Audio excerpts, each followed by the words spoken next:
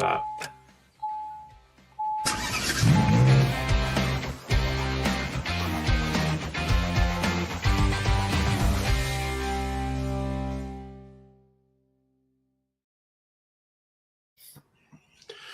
Good morning, or at least I hope it is. In Mangawhai, we have our fibre down for the second time this month.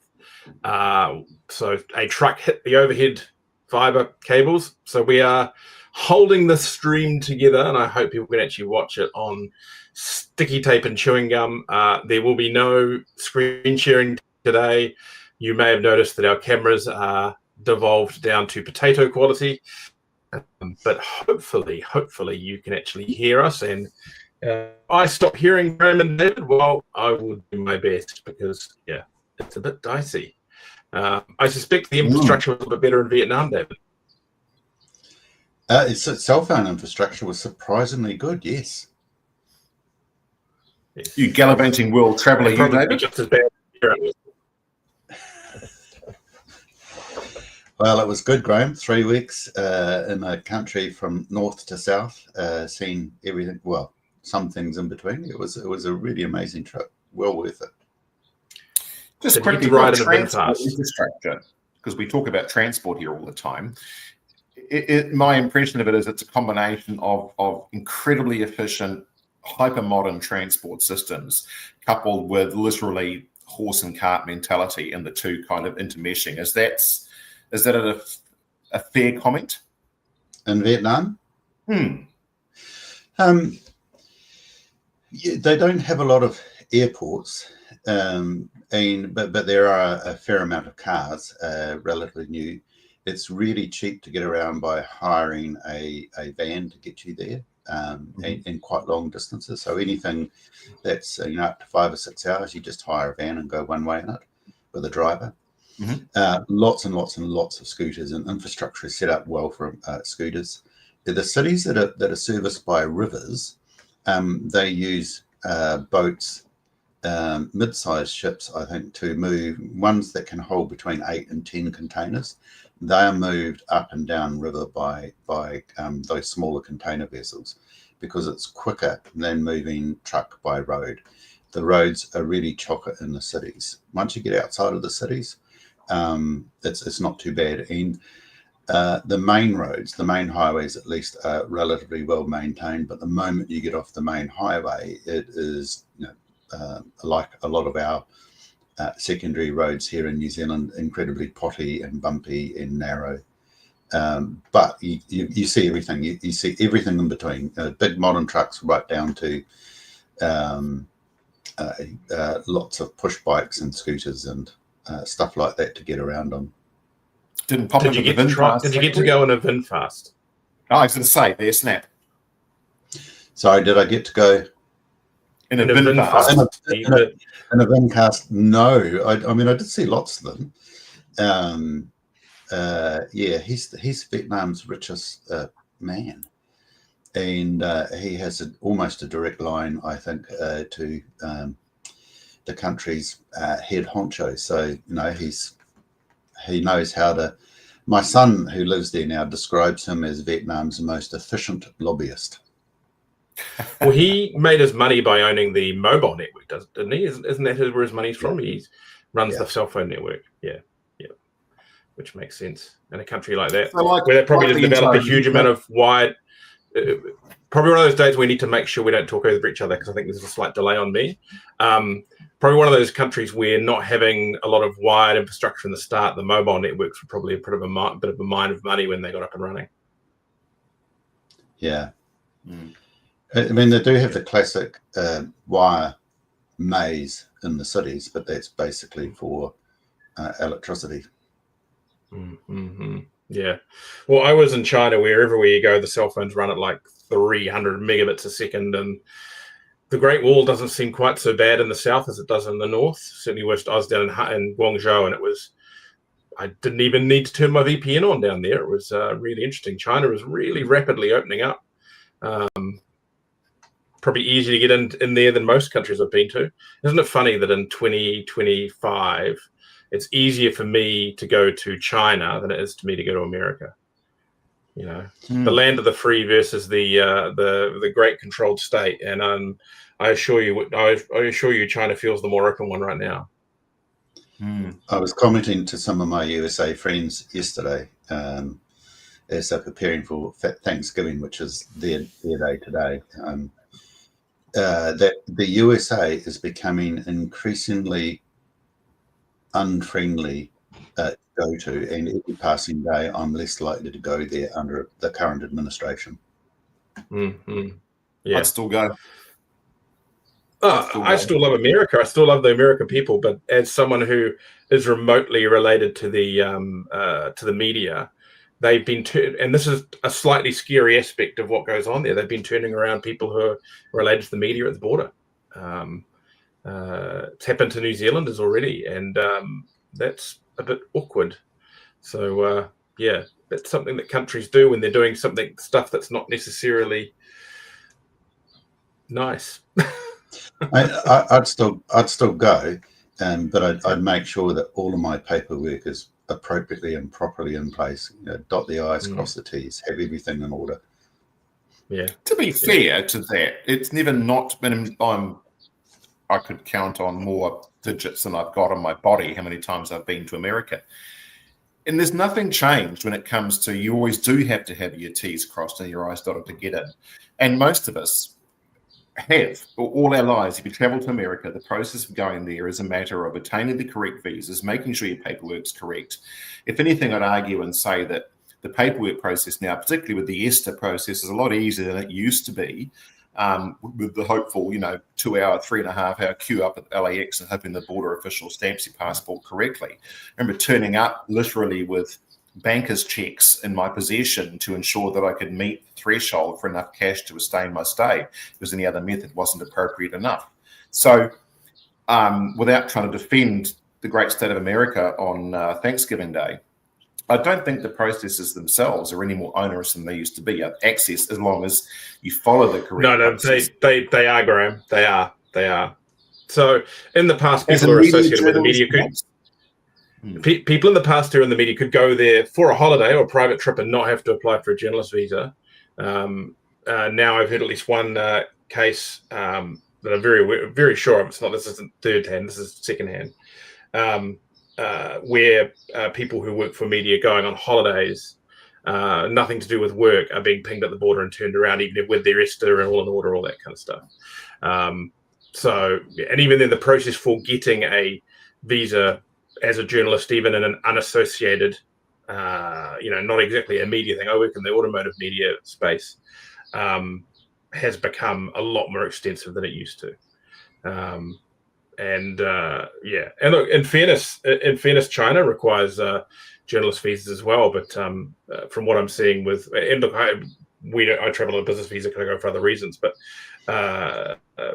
from Australians who do travel on journalist visas for very valid reasons, in the motoring media are getting them pretty quickly.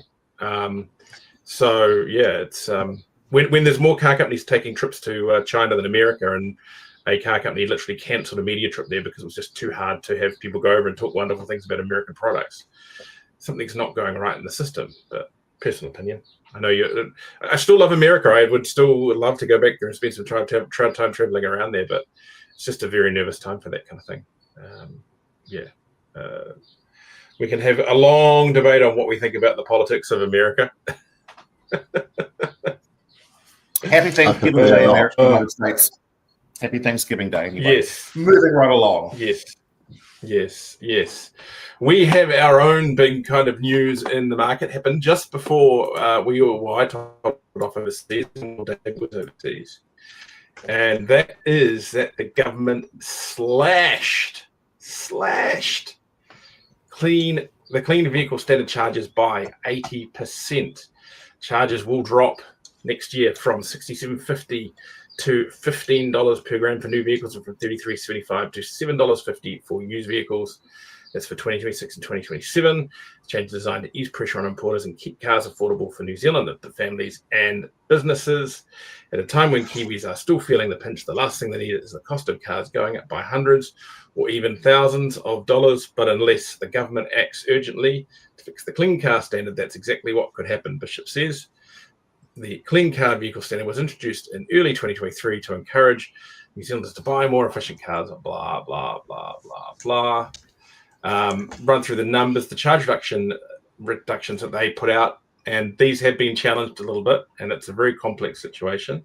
Ford Ranger XLT double cab drops $315, a SR5 Cruiser Hilux by $1,000, a Ford Everest Platinum $6,825, and a Mitsubishi ASX LS 2.0 by $4,725. Of course, there's similar change obviously for the used car industry, but nowhere near as to the same level. But just hang on there a second. I'd argue differently, Richard. I'd say if you look at it as a percentage of value, the differences are, if anything, more there's starker differences as a percentage of the value of the vehicle. The actual number itself. Hold the line, Graham. Hold the line. Aquas, $540 to $120, depending on model year, variant, etc. So that's a 500. That's the credits fall from 520 to, I think. A Tesla Model 3, the credits fall from 7,290 to $1,620. And of course, that pretty much applies to even the cheaper EVs. They lose that kind of differential. Now, I think what I'm going to do here is we all probably want to have a wee bit of a rant. So I'm going to pull up my little clock here. You know us so well, Richard. Right. And let David go first. Everyone gets 2 minutes. 2 minutes? 90 seconds? 2 minutes? 2 minutes. 2 minutes. David, go. So first thing I'd like to say is that the Clean Car Standard wasn't brought in to encourage New Zealanders to buy more efficient cars. That was the Clean Car Discount. The standard was there to encourage importers to bring in more fuel-efficient vehicles, low-emission vehicles. That's the first point. So I think they really need to get their story straight about what it is they're trying to sell. The second thing is, when this Clean Car Standard was put in, both the Motor Industry Association and VEA argued that the severity of the penalties and how quickly they dropped off, combined with the rate of increase in the cost of CO2, was a double whammy that was going to become unsustainable. So that the government now has recognised that, I think, is a good thing. I was surprised that they dropped it by as much as they did, but I'm pleased that they're reviewing it and going to give it a good overhaul. That's mainly what I want to say. Under 2 minutes, even. You got 2 minutes? You got 55 seconds left. All right. No, I just want to say thank you. Good move, government. They're getting it right. They got it wrong. The previous government got it wrong initially, and seriously wrong. Okay, right. Now let's cancel that one. Graham? Well, I'll add to what David said to start, and I think the scheme was badly executed to start with, and government, as I recall, David, was advised from the get-go that the scheme as it was put together was unworkable. Here we are, and exactly what we said would happen has occurred in 25, and even worse, probably in 26, 27. The issue for the industry, I mean, this has been a really good knee-jerk reaction to the rising costs, but explaining is losing as well. So from a government perspective, you're right, they've had a lot of difficulty working out what the Clean Car Standard actually is. And I don't think a lot within government understand that themselves, and the public definitely don't. But at the end of the day, if it's just simply sold as a tax that we're no longer paying to the public, even if it's not quite right, it's a better way of explaining it rather than going into the intricacies of the scheme itself. The winners, the industry is going to take a little while to catch up with this. It's not going to make a material difference to the value of the vehicles we have here, but it might expand out what we can purchase, what we might look at purchasing that currently is just off the table because the CCS fee is just a little bit too high. I think of things like CX5s, Twitter steamers, big people movers, where the CCS cost for an importer is anywhere from $1,000 to $2,500, and it just might put more of those back on the table again. The other issue, of course, the flip side to that is if you'd done the right thing in the industry and you'd held on to a stash of credits And disclaimer here, we are sitting on a reasonably large pile of credits here at Croydon's that we had held off for the very reason that we predominantly import hybrid vehicles, and the landscape for us going into particularly 27 and even 28 was not looking good if we wanted to maintain those without incurring significant CO2 fees. So for us, the value of those credits, at least for the next 2 years, has been nullified. There really isn't, at $6 to $7, much of an argument for the trading of your credits now on a platform when you can literally buy them off the government for $7. So you're not paying any fees, you're not going through an exchange, you're not mucking around trying to find sellers, just pay and the vehicle's complied.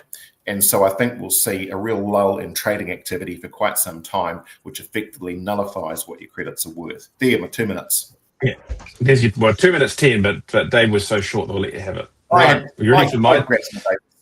Can I add one more comment, Richard? Yes, of course.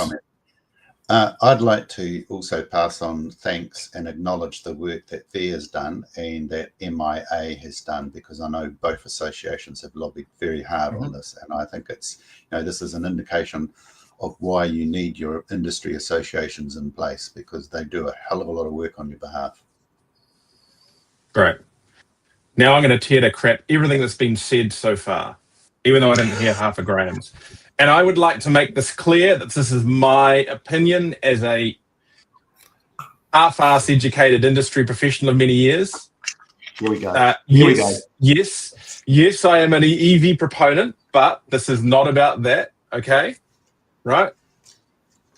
Let's just start. Right, I'm going to push my start button.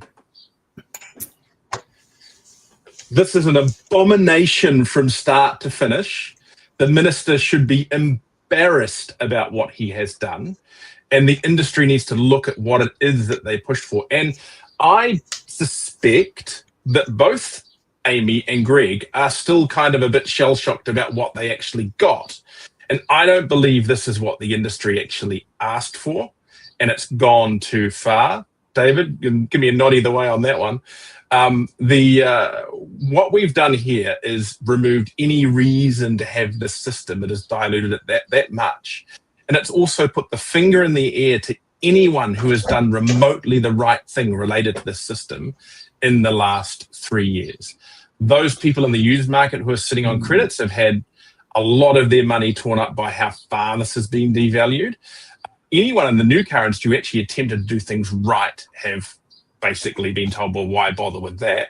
Anyone attempting to sell electric vehicles in New Zealand has been told, well, F you, to the point where we understand that there could be a major withdrawal of investment in that market. I don't agree that nothing should have been done. I think that cutting it by 80% was too much. I think it should have been 50%, because you would have retained some value, some working system. What we've done is rewarded people who didn't do what they were supposed to be doing, even though they did need some relief. And we've also kept things on the road potentially that really should have been looked at. And I take, for example, that Mitsubishi ASX. Why was a small SUV being charged a huge number of fees like that? Because it was a dirty car that other markets are pulling out of because it was a dirty car. And stuff like that is now going to stay on the road because of it. And we like affordable cars being available to the public, but there are affordable in that space that had less fees coming towards them. You can also argue that that section of the market is where EVs could have made a difference. I'll give you the level of discount to 80%. Yes, that caught me by surprise, and I'll accept the argument that it's devalued the credits, and it has, in a point that Graham's made. So yes, it's devalued the entire system. What is the point of having the system at this point?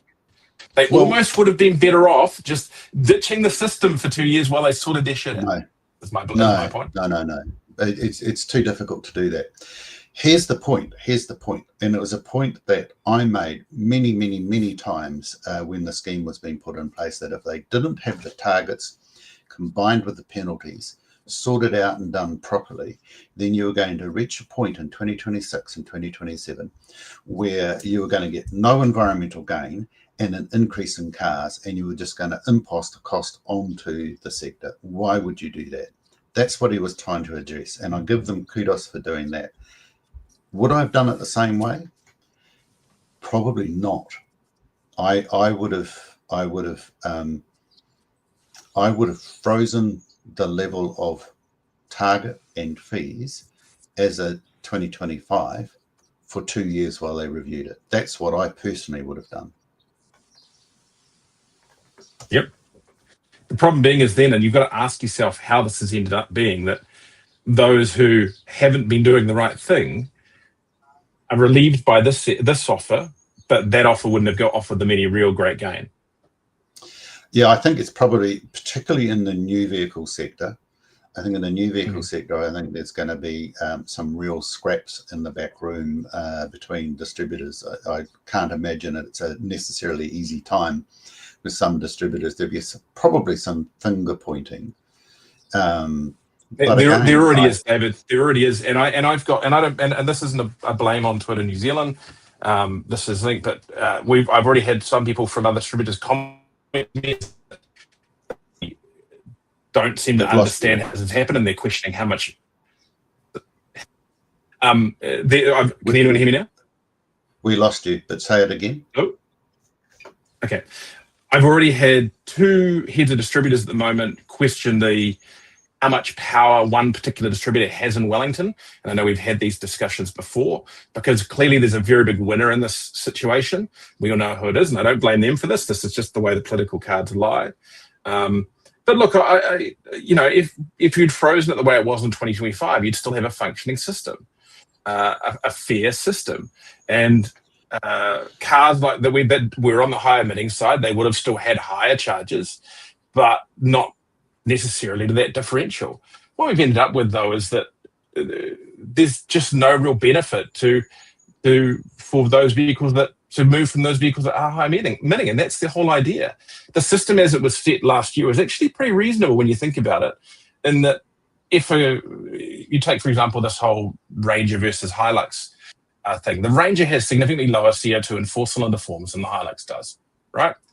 And that meant that there was, in certain thing, a couple of grand in CO2 price difference.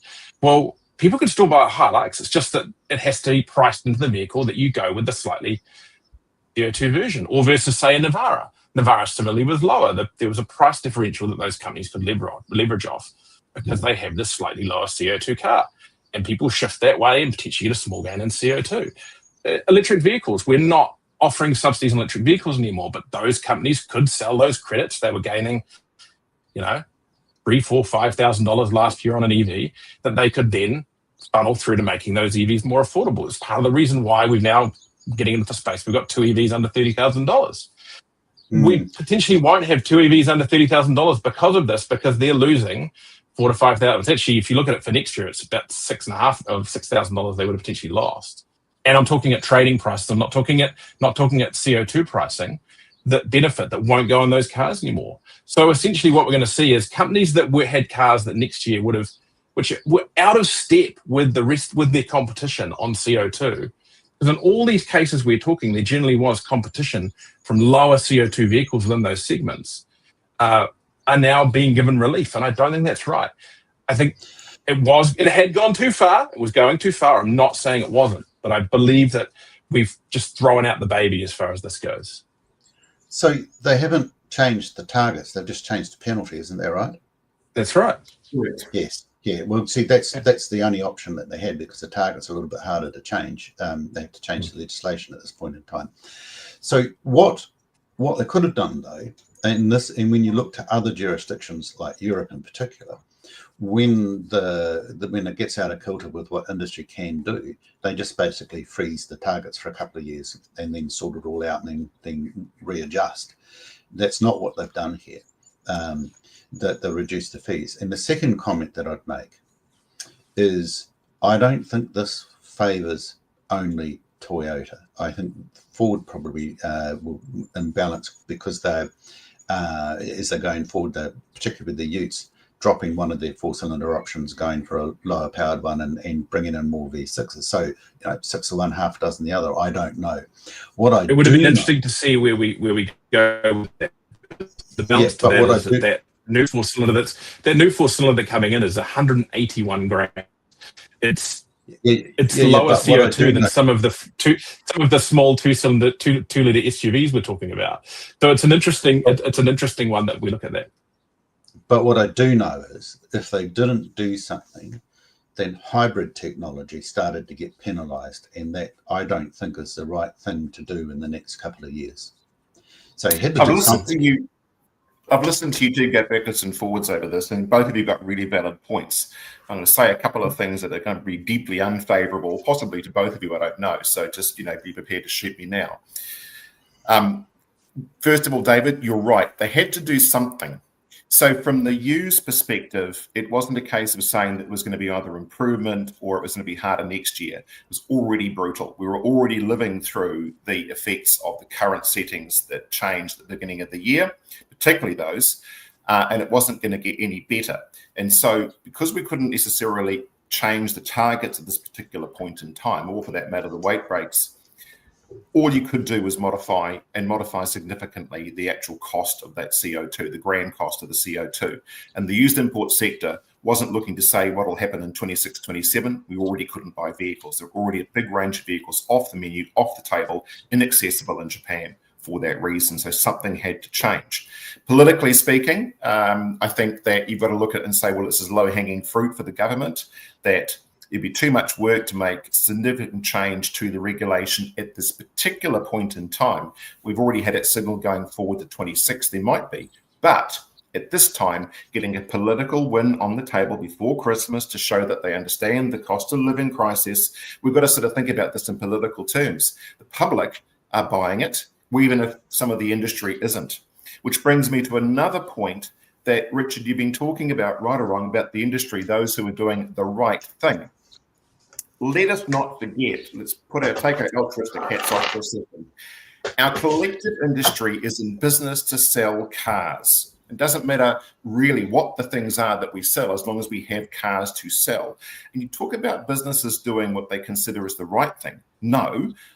At the end of it, they are doing whatever it is they can to best take advantage of the regulation in place. And that may also turn out to be what you would consider to be a good thing for our environmental targets. But at the end of the day, no distributor in New Zealand is doing things because it's the right thing to do. It's because they found the profitable niche to maximize the regulation.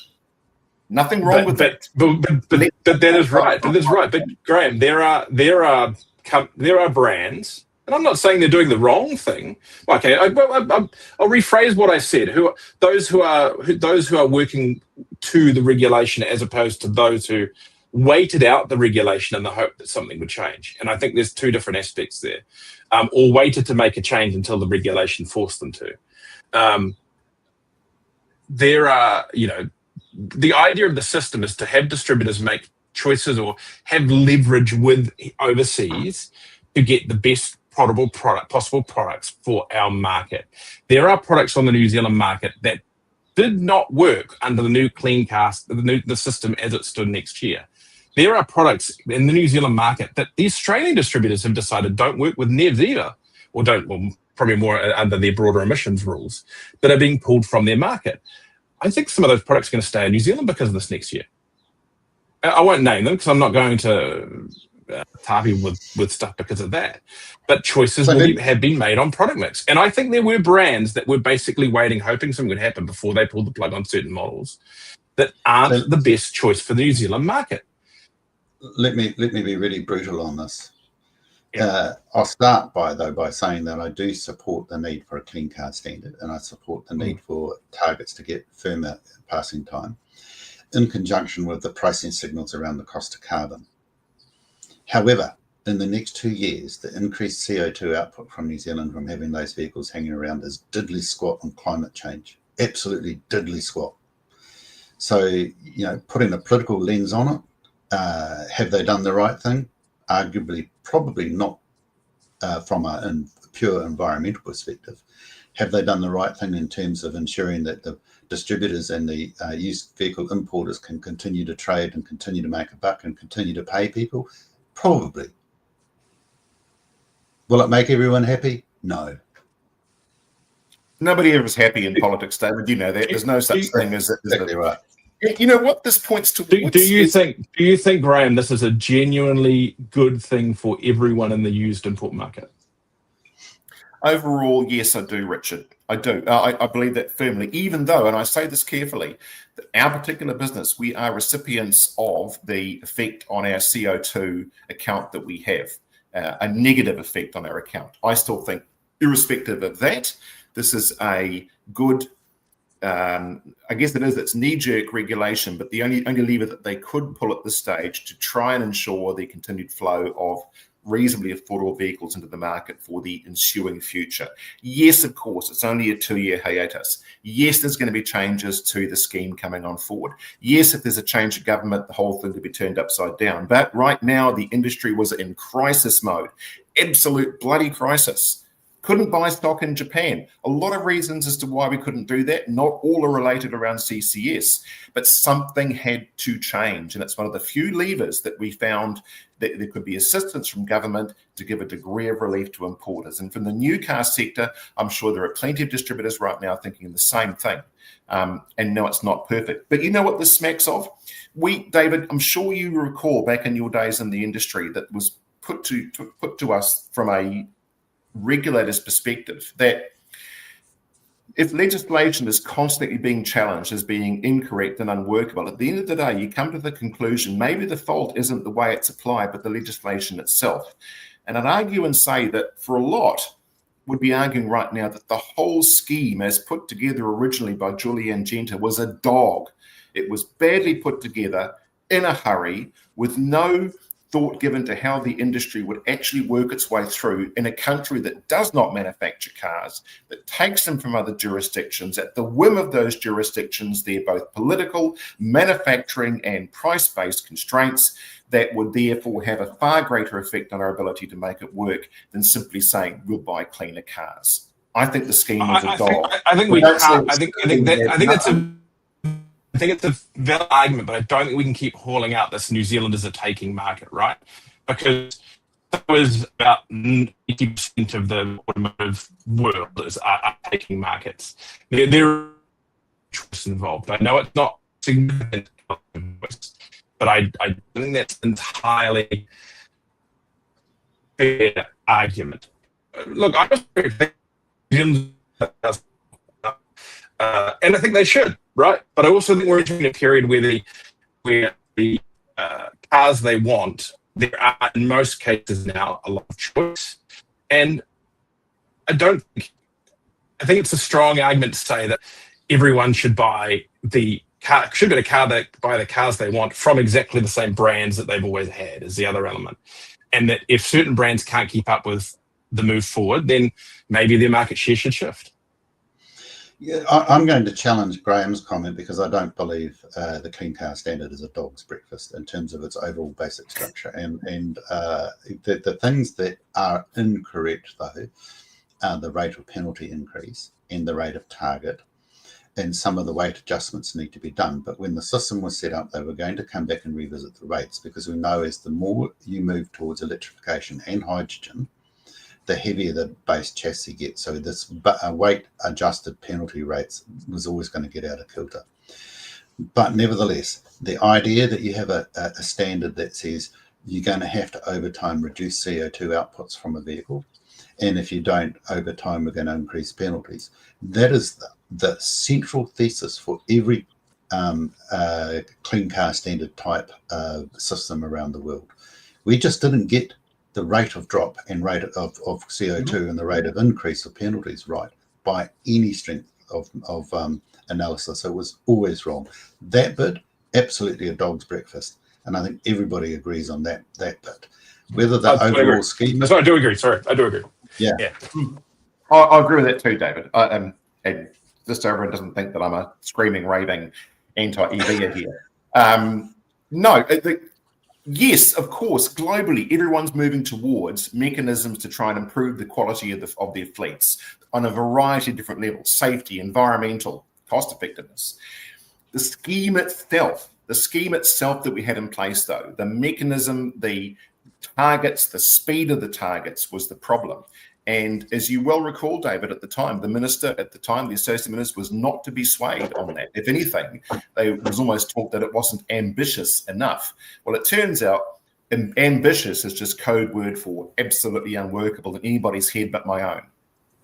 Well, if you recall rightly, there were some assumptions made around what the product flow coming through would be that were just outright lunacy at the start. But we have already had one. We have had a correction in recent years to the system, and I am all for there being further corrections. But I just think neutering it in the way we have was too much. That's what I call it, the abomination of it. Yes, and Mick Doherty, abomination, the word of the day. That's my thing with it. Is if you're going to just dump it by 80%, then just cancel it. Or half, and I think half would have been the fair point. It would have meant the people that stuff that was moving in the right direction, the right product choices were being made, but the right penal nature would have been reduced. So it'd be interesting to understand how they got the 80%. And at this point in time, while I've been reading the media, I haven't seen directly Greg's comments or Amy's comments. Did they come out strongly supporting this, or were they a bit more circumspect? I've got to be careful. I think they've been strongly supporting it, but then if I speak to and like I've spoken to them both privately, but I won't discuss that. If I've spoken to a number of members on both sides of the ledger, and I actually think that people are more circumspect behind the scenes about what's going on. It is definitely not entirely positive of a lot of people. And I've spoken to people, not just people who run EVs, I've spoken to people who distribute ICE stuff as well. Because everyone that had a toe in the water into doing what they should with these things. I guess the bit that worries me, and I hadn't thought about this at the start, but it used to be a theme of mine, and it's called sovereign risk. By doing this 80% drop, which I did say I was surprised by, it's probably inadvertently created a little bit of sovereign risk, because the distributors going back to their head office manufacturers, they're saying, well, what the heck's going on in New Zealand now? You're all over the place. We can't do our medium to long-term product planning. So they'll just keep doing what they've been doing and put a little bit of pause on. You're right, some of the model mix changes will be delayed, but those model changes will come. And I think when you see the rate of penetration by the Chinese manufacturers into New Zealand, change is coming. I almost think that perhaps some of the distributors that lobbied hard for this may have done themselves a disservice, because, they will end up back in the queue a little bit for some of the cleaner stuff. When I show you that BYD and Dongfeng and Cherry and Great Wall will be charging ahead with whatever plans they've got, because they don't necessarily have the options that aren't heading in that direction. So, we'll see. I think the minister needs to get on with this review now. I think it's got to be, they want time, they want to do it properly, but I think that needs to start straight away. Otherwise I think this is going to be seen as ultimately a really, really cynical move. I do think it potentially is could be seen as a smidge cynical and a smidge just, we can't please these greenies. Let's just go and cut the dollars and let it lie. It's going to be interesting. They do need to sort it out. We need a system. I'm still puzzled as to how Bishop came up with 80%. Yeah. You know why, I reckon, David? Because they probably wanted to drop it altogether, but there was politically no appetite to see the scheme dropped altogether. It was a way of saying, here's a temporary reduction that gives you thousands of dollars more affordability back into the vehicle fleet. Again, it's political sales. It's nothing to do with what works for the industry or not. It's a way of saying, well, we haven't scrapped the scheme altogether. There's still going to be penalties applying. You're still going to get credits, but we've reduced the cost for Kiwis by this much. And the average consumer, I don't believe they want to scrap it entirely. I think the political manure that have to deal with on the other side to get similar gains because we've always said that something often forgotten by the industry is that this isn't just about us. These guys have the CO2 reductions are tied to government lending, to their seats on international groups, all sorts of stuff like that. And I've heard numbers bandied around that if they were to drop the clean car standard, they'd have to spend $2 to $3 billion with the farming or industrial sectors to get the same on paper gains that they get with the clean car standard. You may have heard similar things, David. You've got an environmental background. So I don't think they want to drop it. I think it's not going to go away. I think the ACT Party in particular, Simon Court, although to be fair to Simon, hopefully I'm not going to misrepresent him. I haven't spoken to him for 3 years. He was never in favour of the scheme, and I think the ACT Party, I would prefer it wasn't there at all. Simon Court, who sat in an MTA political debate and told us all that diesel particulate doesn't affect anyone's health, and had Simeon Brown literally cringing in the corner, trying to get as far away from him without leaving his chair. I'm sorry, but I take zero guidance or intelligent comment from Simon Court when it comes to anything remotely environmental. But that's not my point. My point is, I think National and Bishop probably had a little bit of pressure also put on them by ACT to do something as well. The one that, they're an influential coalition partner. And I think they don't have to do everything that ACT says, because otherwise, I think that's part of the reason why we're heading in this track where Luxon's under a leadership threat at the moment, because they seem to be letting the guys in the back seat steer at the moment. New Zealand First is also not that hot on the clean car standard, so I can sort of see politically why he's done it, because he's got the support from the membership. And I won't go into your comments on Luxon because I don't believe them. I don't think it's going anywhere anyway, but I do think there is an element of that Luxon's leadership being questioned, not because Luxon's a bad leader, but because the party's taken the decision to let the partners make their mistakes in the first term. I'll just note that the silly season for elections about leaders of parties always starts this far out from an election. Yeah. And it sells social media copy too. Yeah. Well, we've thrashed that one, Richard. Yep, that's this. We have. Bang, out of the park. So if we summarize this, clean vehicle standard, it's okay. Okay, it's not a dog's breakfast. The cut far too far, and that they're going to have to get on and sort the system now. Well, I would say clean car standard, yes. It's the bones of it's not a dog's breakfast, but the targets and penalties are, and yes, they need to sort it out. Scheme, I'm going to add a little thing to the scheme. Yeah, the targets were unworkable. That needs work. The 80% cut from an industry perspective, we'll take it. We think that's probably workable for the next year or two. I don't agree that the target cut or the actual value cut was too high. If you can do something, slash it, make it, own it.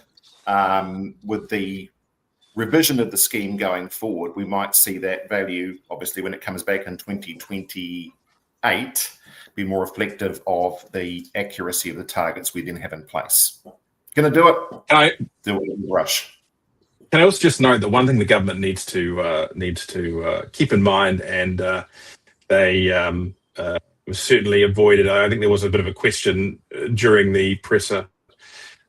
Was that if the economy wasn't in such a crappy state, this may not have been such an obvious issue. But anyway, I don't think anyone else that one for a second.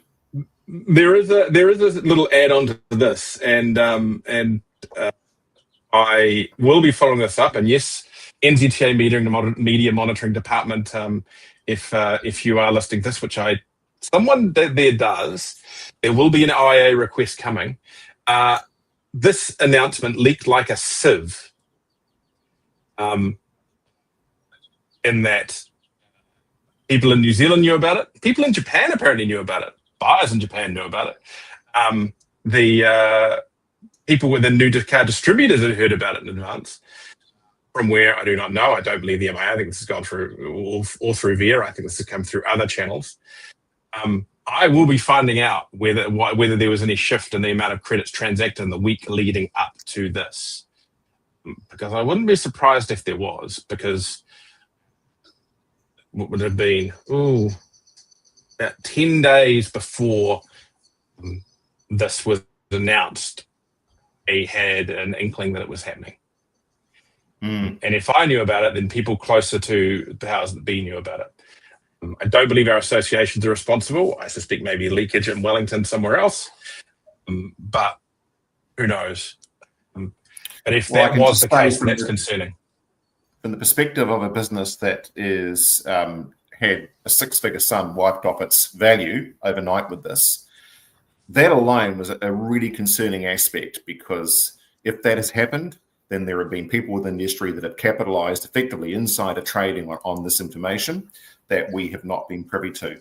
And that is really concerning, because there's a definitive dollar value of gain that would have been made if that is the case. Yes. Yeah. And I shall say no more on that point. Yeah. And I think I've indicated to you who I knew 10 days out. So what do you think? My lips are now sealed. But yeah, you know what? You can fairly point the finger at us. We had no inkling. And so we've had a six-figure sum wiped off our asset values. David, how good are government departments or ministries at keeping this kind of stuff quiet when these kind of situations? Well, I don't know what it's like now, but in my day, and that's going back quite a long time now, if it leaked, there would be an inquiry and the penalties were quite severe. It wasn't to say that it never did leak. Occasionally it did. And people could be quite clever about it. There are ways around discovering where the leak comes from, because there are some, particularly on cabinet papers, there are some hidden keys on it that are done by the Cabinet Office. So it's interesting. It's the odd conversation, though, people out of work having a conversation over a beer. That's probably more prevalent now, because in my view, and I'll probably get shot by some people for saying this, but in my view, officials seem to have become a little bit more politicised in their party views, and they don't necessarily agree with the sitting government of the day. They find ways of trying to undermine them. Does it happen often? No, but it does happen. Yeah. Okay. Right. Now we're 40 something odd minutes in. So let's just run through a couple of other little things. I'll just lay out the association's views. Where are we? Motoring Association says the temporary cap of $15 per gram of carbon dioxide for new vehicles only over 2 years addresses a costly compliance market that had drained importers financially. No, my understanding is the new side was still actually on the credit side of the ledger overall, but I know that doesn't apply to all of them. Well, the Imported Motor Vehicle Industry Association describes the $750 per gram penalty for used imports as a sensible circuit breaker. Both associations had lobbied for changes to the system. EPS says around 70% of used imports are currently penalised under the Clean Car Standard, with about half of those penalties exceeding $1,000. At that level, buyers in the 10 to 15K bracket often walk away or trade down, slowing fleet replacement. With fewer mid-life cycle vehicles coming to refresh the fleet, the people are holding onto vehicles longer, increasing the age of the fleet and slowing, if not reversing, gains made in previous years. Now, it should be noted the age of the actual imports coming in had been pushing out as well. But how that relates exactly to the system is a bit of a tricky one. Can I just make a comment here, Richard? Yep. I think it's a really relevant point you just made there, because I do transact in the trade-in space as well. It's part of one of the businesses that I have is I transact in trade-ins. Trade-in market is absolutely red hot, and it has been all year for lesser value affordable cars. So that cascade effect we talk about, where if there's not access to affordable vehicles coming in the pipeline here from Japan, all it does is it just raises the value of the increasingly, the valuable stock in New Zealand that's already here that might have trickled down that ladder faster. And so the pipeline of stuff that's going to fall out the bottom and not on our fleet anymore has slowed right down, because there's just too much value in affordable cars 2 or 3 steps up that were being displaced by affordable options in from Japan. That's not occurring, i.e. people hanging on to their cars instead, putting a bit more work and effort into keeping them on the road, and the vehicles that they would in turn have traded down out of are also staying on the road as well. It's been a really noticeable trend. Mm-hmm. They've also had the pressure on that segment too, with people losing jobs and having to grab whatever they could at the time, and not actually being in a position to go and write finance on a nice, fresh new car or used import car as well. That's definitely the too. Both associated with the carts, they must address problems with the clean car standards. Architects there emphasise the need to change their weight adjustment settings. The MIA says it's going to work closely with the government for a simpler, more effective, clean vehicle standard version 2 that remains ambitious while being grounded in real-world demand. Not stepping back from environmental goals, we're repairing a system that was costing New Zealand hundreds of millions of dollars without reducing emissions. It wasn't reducing emissions in the first stage when it had 2 parts to it, but that's beside the point. Anyway, right, now let's move on to a few more. Management buyout completed at NZ Cheap Cars as Williams exits the industry. So management buyout of NZ Cheap Cars Limited has been successfully completed, with Managing Director Michael Yang and Chief Finance Officer Neil Saunders acquiring full ownership of the used vehicle dealership group.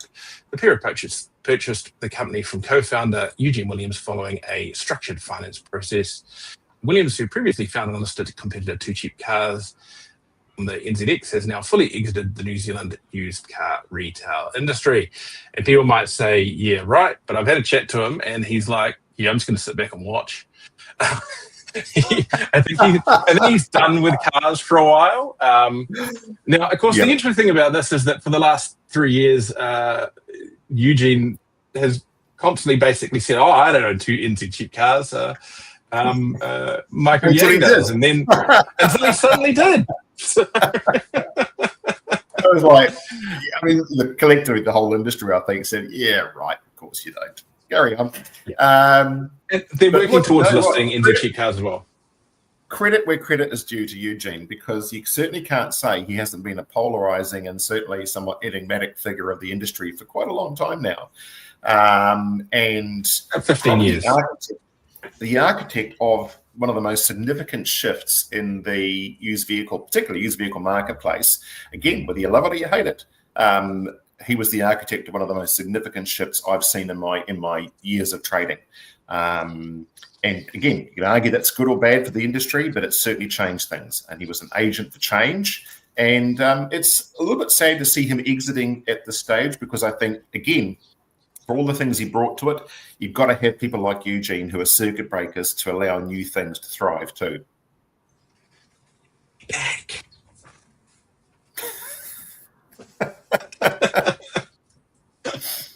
You just wait. He'll be back. Look, just watch the share price of one of them will be appropriate at some time, and he'll swoop in, or he'll go and start up something new, or something. Who knows? I don't think he's gone forever.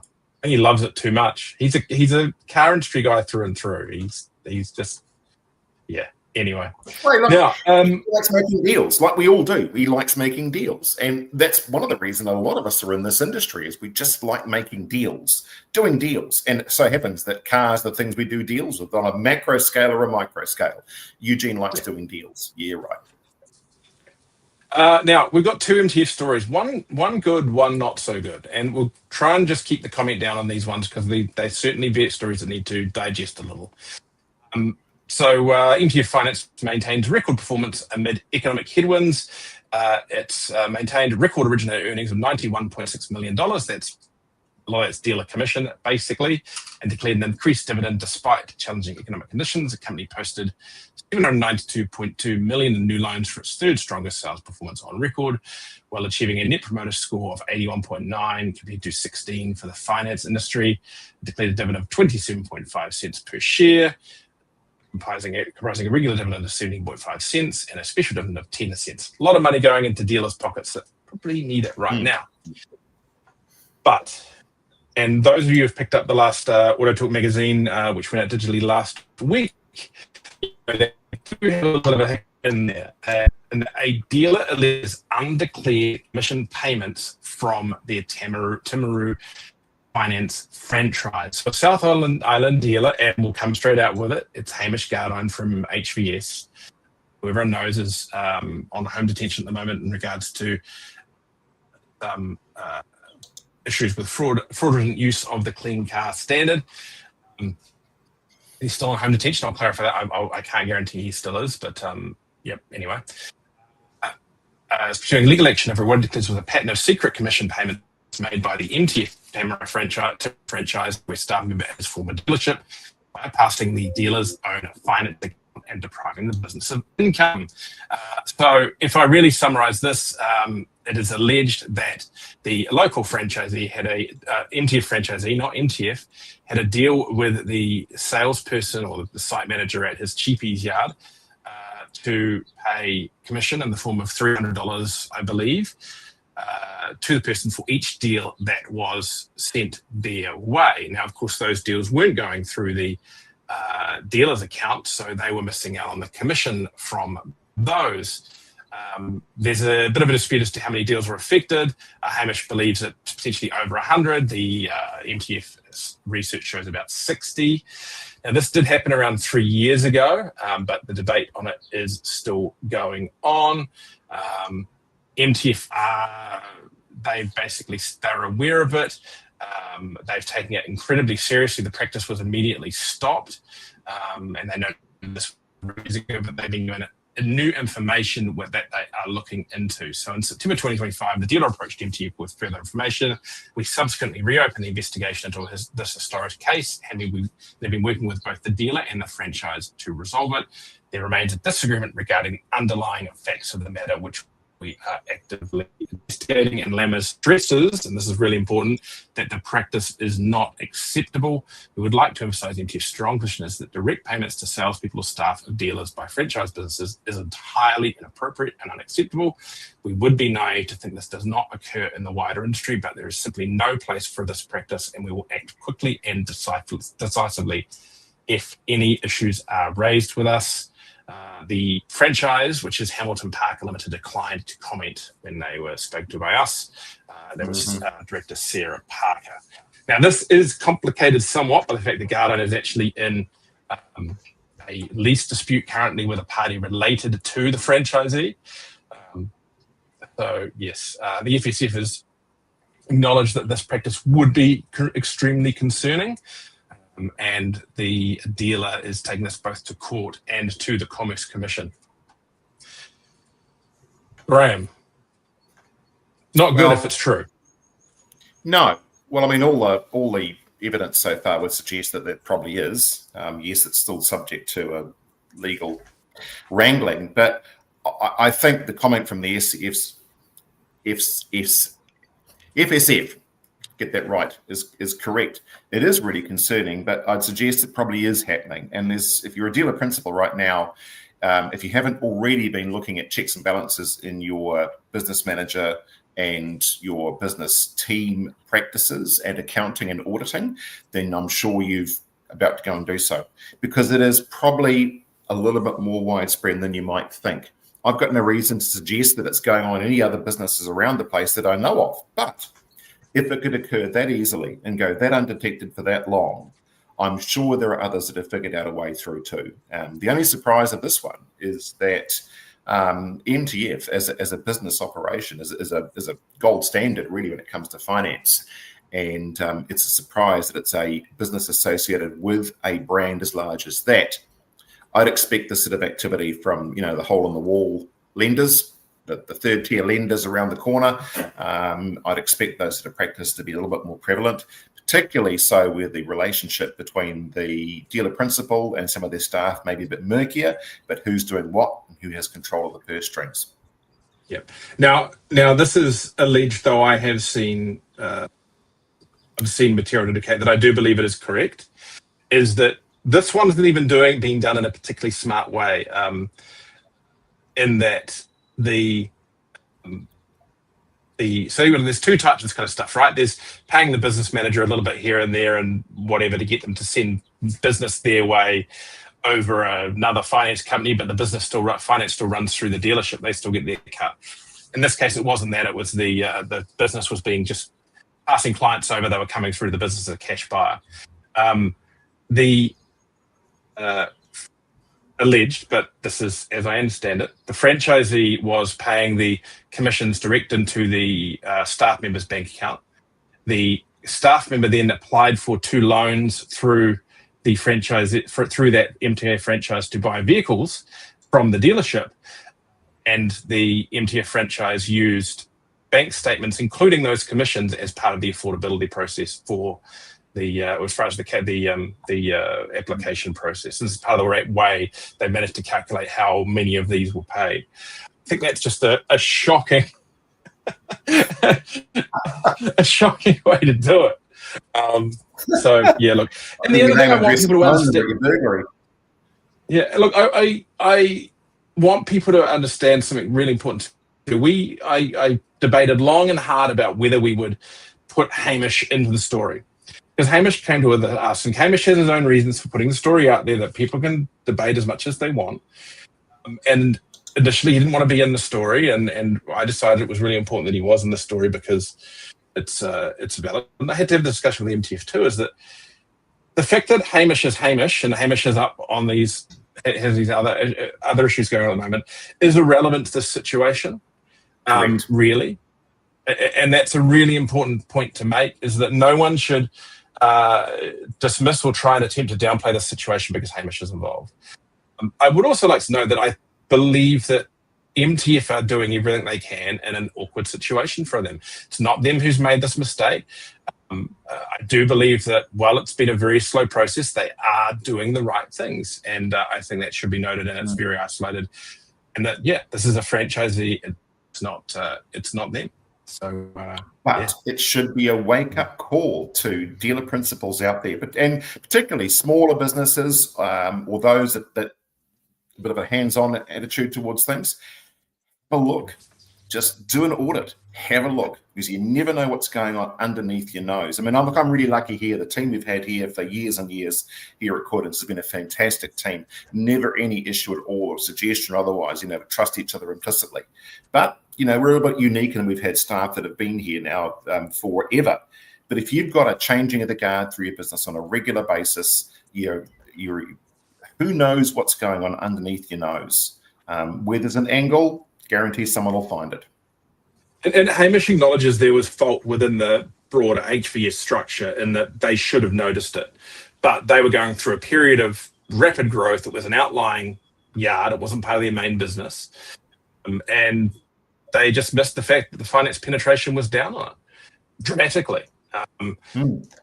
So yeah, it's even they acknowledge that they could have done better when it comes to actually monitoring and making sure that, well, why is the F&I income not tracking with others in that location? So yeah. Anyway, a few other ones we'll run through. Twitter retires signature class, and this is a story that I think is kind of not being particularly looked at or noted as it kind of passes through, because it has been kind of draining away for a while. But Twitter New Zealand is expanding its Twitter certified used vehicle program, with most used Twitters sold through its nationwide store network set to fall under the refreshed brand from November. It means Twitter certified will replace signature class, which Twitter is retiring to avoid market confusion as it consolidates its new used vehicle offering. Twitter says the move reflects growing demand for high quality pre-owned vehicles. More than 3/4 of all cars sold in Twitter New Zealand. Whatever. Yeah, blah, blah, blah. So yeah, interesting to see. That has been somewhat of a legendary brand for so long. And I think I think Signature Class going reflects the fact that the volume that they've been pulling through Signature Class, as in the old used import, take it to Thames, give it a paint job, change the mats, etc., has kind of dialed down. And their import stuff has been going through, what do they call it, CBI, their certified buy or whatever it is, program for a long time. I suspect some of that comes from the fact that the quality of the source stuff they're getting is probably better. They've got a lot more access to news. There's a lot more control by franchises now over their own returning vehicles. There's Young says that the retirement of Signature Class will not affect the Toyota Thames reconditioning facility, which will continue refurbishment and accessorizing work streams. Again, they have a massive accessorizing work stream that they run through there. Mm-hmm. And that existing Signature Class owners retain full warranty coverage, and the brand's reputation will continue to support resale values. So yeah, I wasn't surprised to see this go. What I am surprised about is how long it took for it to go. Running two different classes of used import vehicles for a new vehicle distributor, I think was just probably cutting their cake too fine. Yeah. I also wonder whether Signature Class, I can't remember the details, but it did have a lot of extra warranty coverage and that kind of thing attached to it. Yeah. Whether the CGI is pretty solid these days, and whether it was really that relevant anymore, it was probably cutting the lunch and being able to offer aftermarket warranties, that kind of thing. So yeah, but really quickly run through. I think the comment you made, Richard, that they've got a lot more control over sourcing their vehicles now than perhaps what they've had in previous years has also helped to make that decision. Yes. Two things just to add into the mix here. First of all, as a brand, we hear about it a lot. So the general public still talk about, when they make direct comparisons between buying, say, for example, from us, or there's a car up the road at Toyota, people still reference very strongly that Signature brand. It's, that one up there was a Signature Class car. It's like, okay, so I'm a salesperson into the day. Well, what does Signature Class mean for your extra $4,000 for that car? But it's a really effective brand. And the second thing is that I can't resist. I hark back to the days when prior to Signature brand from Toyota, it was like, imports are bad. Imports are bad. Oh, we've got Signature brand. Imports are good. Imports are good. So, I don't believe Signature cars were all imports, were they? Some weren't, but I do remember the whole.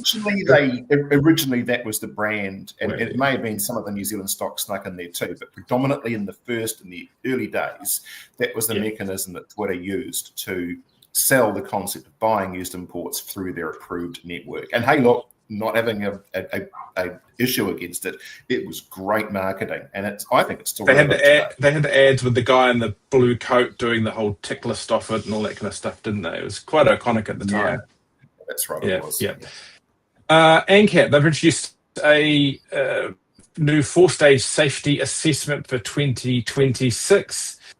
Evaluates cars across 4 stages, covering what happens before, during, and after crashes. So it's broken into safe driving, crash avoidance, crash protection, and post-crash categories, moving beyond traditional crash testing to examine the complete safety picture.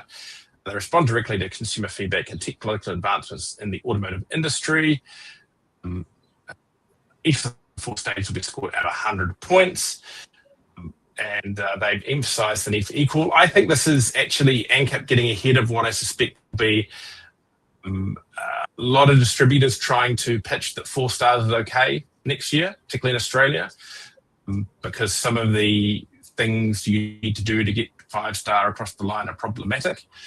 Particularly equal is a problem in Australia, and it's going to be an even bigger problem in New Zealand. And from next year to get a 5-star, you need equal. So it's going to be interesting to see how that's treated. If I will note one thing, there's another story that came out this week, an AMI report, noting that ADAS uptake has been linked to a drop in collision claims. Collision-related insurance claims are falling as more New Zealanders adopt vehicles equipped with advanced driver assistance systems. The insurer received more than 235,000 vehicle claims in the past year, with collisions accounting for nearly 60% of them. But it shows that collision claims have decreased 7% each year since 2023, coinciding with growth in policies for vehicles 15 years old or newer. AMI, I'm trying to dig into the actual state data. Recent customer survey found 70% of drivers with ADAS-equipped vehicles believe the main benefit was improved safety, compared with 55% of those without such systems. If we go down,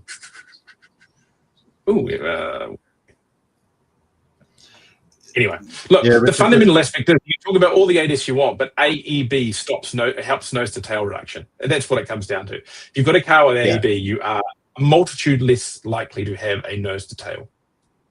Yeah, so so initially, the cost of insurance went up with ADAS coming in because there was a smaller number of new vehicles with it versus older, and ADAS reacts so much more faster than humans can.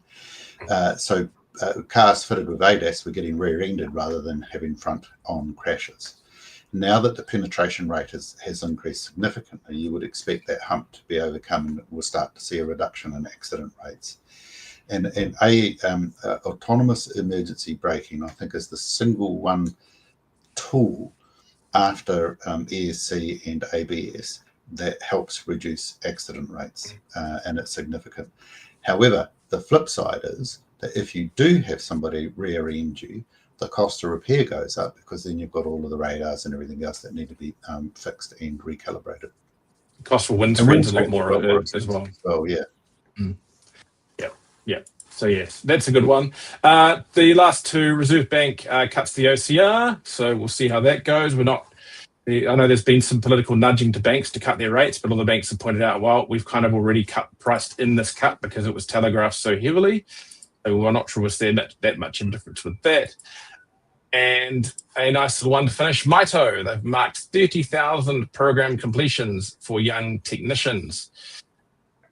So Mito celebrated its 30,000th program completion since its first national certificate was registered in 1995, marking a major milestone for New Zealand automotive, transport and training sectors. We can talk all we want about the industry not doing enough to bring through new trainees and the need for outside ones, but Mito, I think, with all the messing around the government's done with them, and good to see that it's all heading back to hopefully a more steady state, done a very good job of training young people. They do an exceptional job. They do. It is a good news story. It is. Yeah. And if Mito's looking for more board members, well, I've got two people here who'd love to put their hand up to go and sit on your board. Just saying. It's a possibility. Yes, it is a possibility. Anyway, thanks everyone for joining us. Sorry for the rant, but you ranted. I have some passionate and differing opinions with people over the Cleancast standard. It's a lot easier for me. I don't have to go and sign the check for the credits at the end of the month. But I guess that also helps me see the bigger picture. And I've spoken to a lot of people over the last few weeks, and it's not as homogenous out there as I think some people would think on the answer. But that's... Yeah, it wasn't as homogenous as what some people thought when it went through. I mean, it was probably, before I retired, it was the hardest single issue I dealt with in my tenure at the Motor Industry Association, by far. I've heard the stories. They were not good stories. Anyway, either. I think we're all in our desk next week. So, well, I don't know, David, you might be flying somewhere else. I don't know, Graham, but I should be around. Anyway, thanks for watching, and we'll catch you around later on. Happy days.